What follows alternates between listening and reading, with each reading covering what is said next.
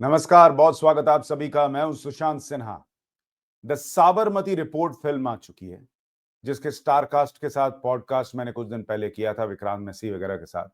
और उन्होंने बताया था फिल्म में कि ये फिल्म उन 59 हिंदुओं के ऊपर आधारित है जो कि साबरमती एक्सप्रेस में जलाकर मार दिए गए थे। जलाकर। किसी ने उनकी बात नहीं की। आज तक बहुत सारे लोगों को इसके बारे में पता भी नहीं है। सीधा गोधरा में दंगे हुए, वहां अल्पसंख्यकों के साथ क्या हुआ, ये बात तो होती है, लेकिन पहली बार किसी फिल्म में वो दंगे शुरू क्यों हुए, क्या हुआ था उसके पहले, ये दिखाने का प्रयास उन्होंने किया, ये उन्होंने कहा था। और मैंने ये सोचा हुआ था कि मैं फिल्म देखने जरूर जाऊंगा, और अगर फिल्म में झूठ होगा, फिल्म में प्रोपेगेंडा होगा, तो मैं उसे एक्सपोज करूंगा। अब मैं ये फिल्म देखकर आया हूं और मैं आपको बताऊंगा कि आपको ये फिल्म देखने जरूर जाना चाहिए या बिल्कुल नहीं जाना चाहिए। अमूमन मैं फिल्म के रिव्यू नहीं करता, लेकिन फिल्म के बारे में बताना कुछ चीजें आपको जरूरी हैं, इसलिए मुझे लगा ये वीडियो जरूर बनाना चाहिए और आपको बताना चाहिए। सबसे पहली बात आपको ये बता दूं कि साबरमती रिपोर्ट जो है, इसके पहले दिन की कमाई मात्र 1,69,00,000 रुपए। द साबरमती रिपोर्ट फिल्म ने बहुत सारा प्रमोशन किया, सब कुछ किया, लेकिन पहले दिन की कमाई मात्र 1,69,00,000 रुपए। अब इसको देखकर सुनकर किसी को भी लगेगा कि फिल्म ही बेकार होगी, जाने की जरूरत क्या है, उसके बारे में मैं आगे बताऊंगा। उससे पहले आपको दिखाता हूं कि इसको लेकर अलग अलग जगह रिव्यूज कैसे छप रहे हैं। जरा आपको यह भी देखना चाहिए कि वो रिव्यूज क्या कहते हैं। जैसे एक जगह छपा, the Sabarmati report review, even Vikrant Massey can't save this confused film. इनके हिसाब से फिल्म कंफ्यूज्ड है। एक जगह छपा, the Sabarmati report review, poorly crafted propaganda. ये फिल्म प्रोपेगेंडा है इस रिव्यू के मुताबिक। और वजह क्या है भाई? वजह इन्होंने ये बताया कि though the movie insist it doesn't distinguish between the two religious communities, its narrative makes it loud and clear who deems guilty and whose side it is on. यानी ये फिल्म जरूर ये कहती है कि वो किसी धर्म में भेदभाव नहीं करती, लेकिन नैरेटिव जो है वो एक तरफा है, एक ही कम्युनिटी को सपोर्ट कर रहा है, दूसरी कम्युनिटी को जो है वो गिल्टी दोषित या दोषी साबित कर रहा है, ये इनके हिसाब से।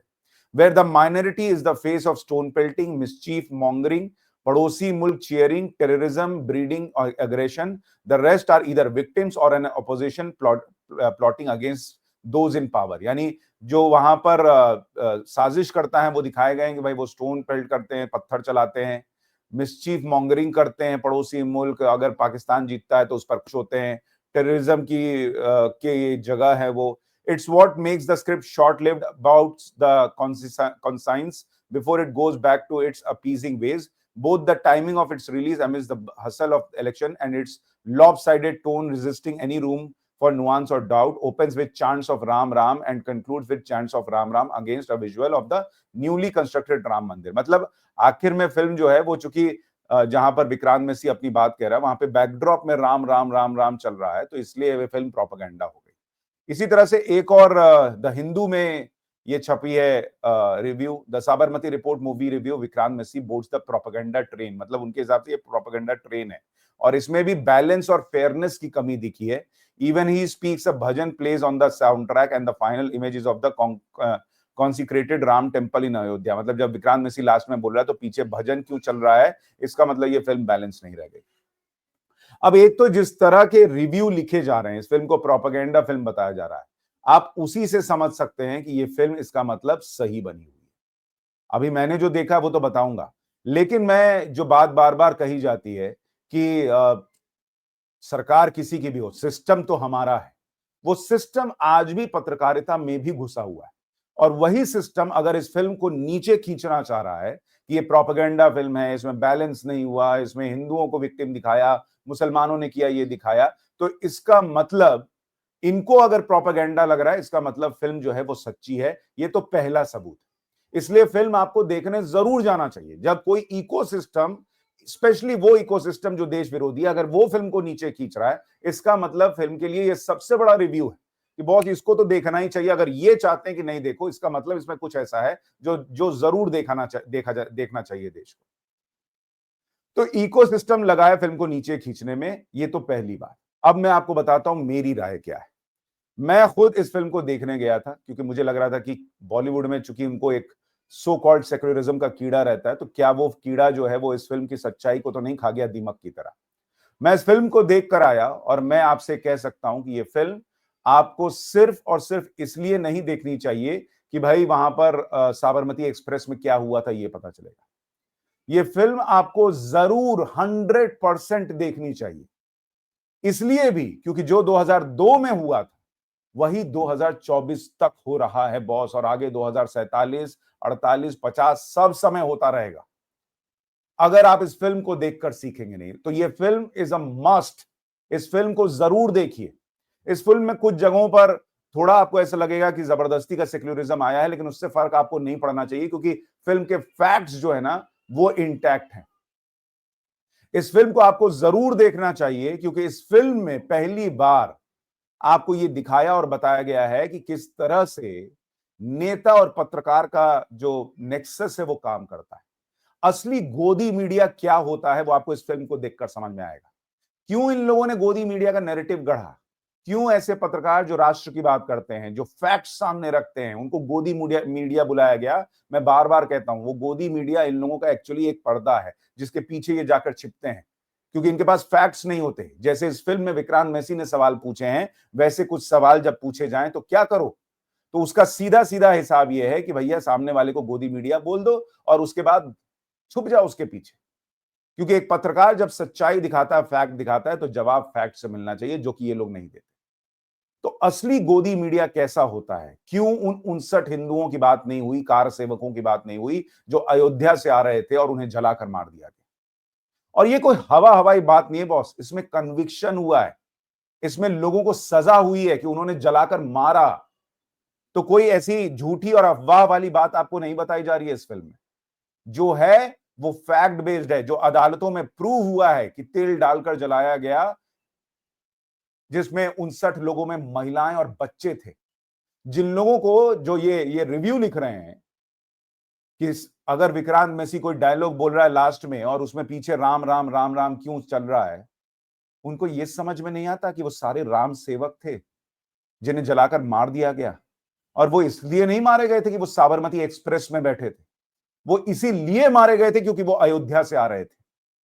उनका राम से क्या कनेक्शन था वो भूल जाएं, सिर्फ इसलिए क्योंकि इनको बैलेंस करना है। और जो वो गोधरा पर फिल्में बनी उसमें बैलेंस का तराजू कहां चला जाता है, उस वक्त बैलेंस का तराजू कहां जाता है। तब नहीं समझ में आया था कि यार गोधरा में हिंसा हुई वो दिखा रहे हैं, उसके पहले क्या हुआ जरा वो भी दिखाते थे, तब तराजू लेके नहीं घूम रहे थे ये लोग।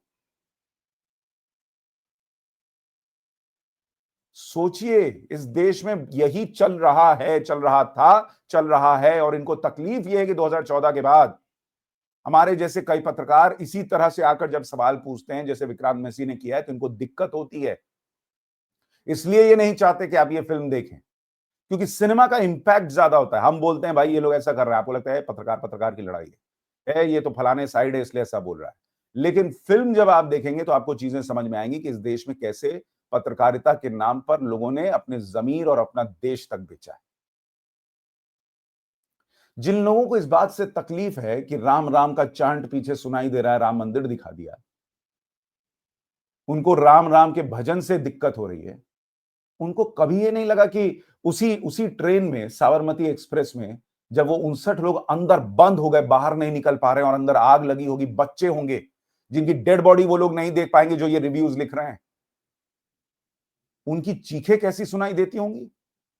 बैकग्राउंड में राम राम का भजन सुनाई दे रहा है, वो चीखें कान में नहीं आती कि वो लोग, वो बच्चे कैसे मरे होंगे, सिर्फ इसलिए क्योंकि अपना एक धर्म विशेष का प्रोपेगेंडा चलाना है। और वो भी उस केस में जिसमें चीजें साबित हुई हैं। इसलिए मैं कह रहा हूं कि ये आपको देखना चाहिए। जैसे उस समय साबरमती एक्सप्रेस में आग लगाने के लिए रातों रात पेट्रोल आ चुका था, ऐसा नहीं कि अचानक वहां कुछ हुआ और पेट्रोल आया, अचानक वहां पत्थर चल गए। वही तो आज भी हो रहा है। किस तरह से आज भी शोभा यात्रा पर पत्थर चल जाते हैं, लाउड म्यूजिक क्यों बजा, फलाना म्यूजिक क्यों बजा, इस पे प्रश्न होता है। लेकिन इतने पत्थर छत पर आते कैसे हैं, इस पे प्रश्न आज भी नहीं पूछा जा रहा। इसलिए यह फिल्म देखना जरूरी है कि सेम नैरेटिव आज भी सेट होने का प्रयास होता है कि छोड़ो ना यार, ट्रेन कैसे जली वो छोड़ो, उसमें 59 हिंदू मर गए छोड़ो, पेट्रोल कहां से आया छोड़ो, ये बताओ कि उसके बाद हिंसा कैसे भड़की, उसके बाद मुसलमान कैसे मर गए, ये बताओ। सेम पैटर्न तो 22 साल बाद भी है। शोभा यात्रा पर पत्थर कैसे चल गए, गोली कैसे चल गई, दिल्ली में दंगे हुए तो इतने सारे पत्थर और पेट्रोल बम छत पर कैसे पहुंचे, इसका सवाल पूछने के बजाय वो छोड़ो ना यार, ये बताओ कि ये कैसे हो गया। इसलिए कह रहा हूं, ये फिल्म नहीं देखिएगा। आपको विक्रांत मैसी नहीं पसंद है, भूल जाइए ना एक्टर कौन है, आप कहानी सुनने जाइए, आप सच देखने जाइए कि कहानी क्या है, हुआ क्या था, आपको ये जानना जरूरी है।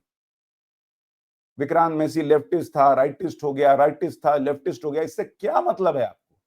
आपका मतलब ये होना चाहिए कि बॉस इस देश में चल क्या रहा है, कैसे नेता और पत्रकार का नेक्सस चलता था, ये आपको जानना चाहिए, कैसे वो टूटा है ये समझना चाहिए, और कैसे अभी भी वो प्रयास वही कर रहा है कि कैसे 2002 में जैसे हम कहानी गढ़ते थे वही 2024 में गढ़ दे। चैनल कौन सा है, किसी को समझ में नहीं आ रहा है क्या? सबको समझ में आ रहा है कि फिल्म में जो चैनल दिखाया गया वो वही है जो जब बिका तो छाती पीट दी गई कि अरे भैया अब तो पत्रकारिता मर गई।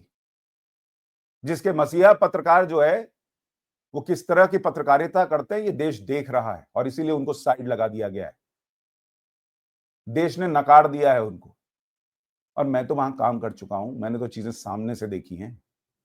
एक फेसबुक पोस्ट लिख दो कि नरेंद्र मोदी को अभी तक तो कोई सजा नहीं हुई, तो कैसे फलाना भाई साहब जो है वो एंकरिंग में बोले जा रहे हैं कि नरेंद्र मोदी जैसे दोषी हो, तो नोटिस आ जाता था बॉस। जो लोग फ्रीडम ऑफ स्पीच की बात करते हैं वो इतना एक पोस्ट बर्दाश्त नहीं कर सकते, फैक्ट बेस्ड पोस्ट।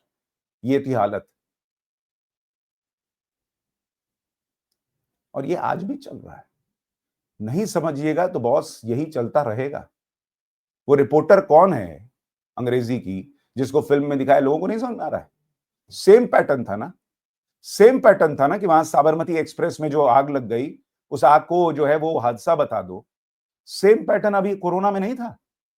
आप भूल गए? जलती चिताएं दिखाओ, जलती चिताएं दिखाओ।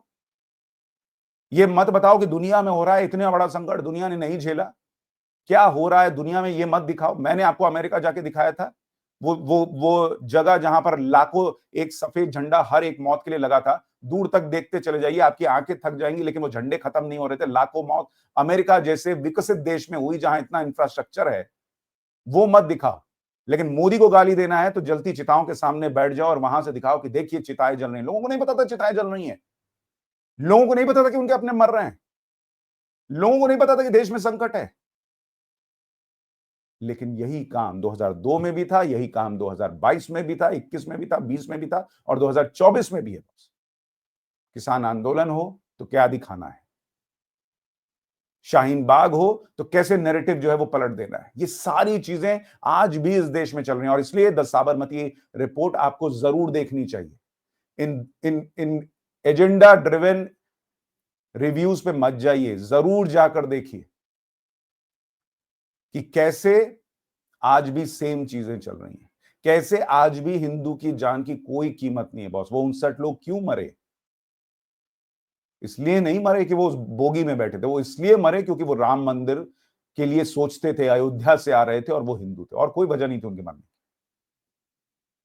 और उनके जान की कीमत इसलिए नहीं थी क्योंकि वो हिंदू थे, क्योंकि इस इकोसिस्टम के लिए, जिसमें नेता से लेकर पत्रकार तक सब है, उनके लिए हिंदू के जान की कीमत ही नहीं है बॉस। लेकिन आपके लिए क्या है? आप तो आज भी घर पे बैठे हैं। 1 करोड़ 69 लाख। वो 2 कौड़ी कौड़ी की कहानी वाली फिल्म आई थी जवान, वो करोड़ों कमा रही है। और मैं इसलिए नहीं कह रहा हूं कि उसमें शाहरुख खान थे, मुझे शाहरुख खान से कोई दिक्कत है, मुझे शाहरुख खान से कोई दिक्कत नहीं है। मैं इसलिए कह रहा हूं कि जेन्युइनली उस फिल्म में कोई कहानी ही नहीं थी। लेकिन जिस फिल्म में कहानी है, जिस फिल्म में सच्चाई है, वैसी सच्चाई जो दुनिया ने नहीं देखी, इस देश के बड़े बड़े लोगों को नहीं पता, जिस देश के आज की युवा पीढ़ी को नहीं पता, वो कहानी दिखाई जा रही है, तो उसकी कमाई है 1 करोड़ 69 लाख डे वन। कौन बताएगा आपकी सच्चाई अगर आप इसी तरह से घर बैठे रहिएगा? कौन आपके साथ खड़ा होगा जब वोट डालने की नौबत आती है तो आप घर बैठ जाते हैं और एक तरफ बल्क में वोटिंग होती है? कौन आपका साथ देगा जब आप खुद किसी के साथ खड़े नहीं होते, जब वो आपके साथ खड़ा होने का प्रयास करता है? एक बार सोचिए, और अंदर कुछ जगता है तो ये फिल्म देख कर आइए, वरना ये सच तो वैसे भी खत्म ही है। मत देखिए, अगली बार कोई और सच होगा, वो भी बनाने से पहले आदमी सोचेगा यार पैसा तो आता नहीं, सब डूब जाएगा, घर से लगा के किसको दिखाएं? जिनको दिखाना चाहते हैं, जिनको जगाना चाहते हैं, अगर वो सोया ही है, उसको उठना ही नहीं है, तो क्या करना फिल्म बनाकर? इसलिए उठिए, जाइए, फिल्म देखकर आइए, बहुत कुछ समझ पाएंगे, बहुत कुछ जान पाएंगे और शायद जाग पाएंगे। फिल्म देखकर आते हैं तो मुझे कमेंट जरूर लिखकर बताइएगा कि आपकी राय क्या है। खुद देखकर आते हैं, 4 लोगों को और भी बताइए कि जाओ देखने के लिए। नमस्कार।